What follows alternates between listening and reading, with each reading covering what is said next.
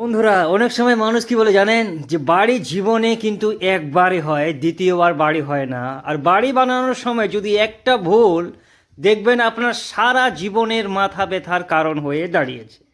এই বাড়িতে যে ভুলটা হয়েছে সেটা কি একদম মারাত্মক ভুল। আপনি দেখেন যে মিস্ত্রিগুলো কাণ্ডটা ঘটিয়েছে, কারণ বাড়ির মালিক কিন্তু জানে না বাড়ি দেওয়ার সময় যে ঠিকঠাক বাড়ির যে মেন দরজা আছে সেটার মাপ ঠিকঠাক কিভাবে দিতে হয়।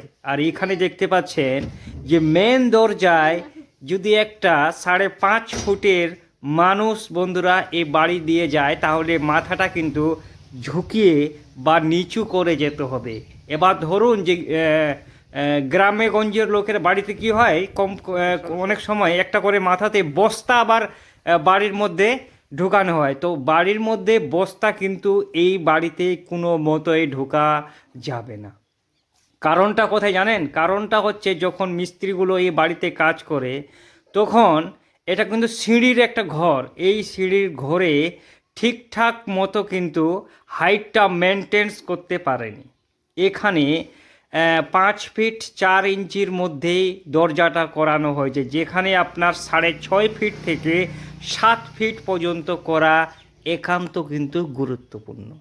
আপনি বাড়ির মালিক হয়ে থাকেন, তাহলে আপনি যদি বাড়ি কোনো দিন দেন, তাহলে সিঁড়ির সাথে যদি আপনার অ্যাটাচ থাকে মেন দরজা, তাহলে অবশ্যই এই জিনিসটা মাথায় রাখবেন, যেন আপনার যদি দরকার হয় তাহলে নিচের যে বিমটা আছে ওটাকে 1.5 ফিট কমান, নিচে করে দিন।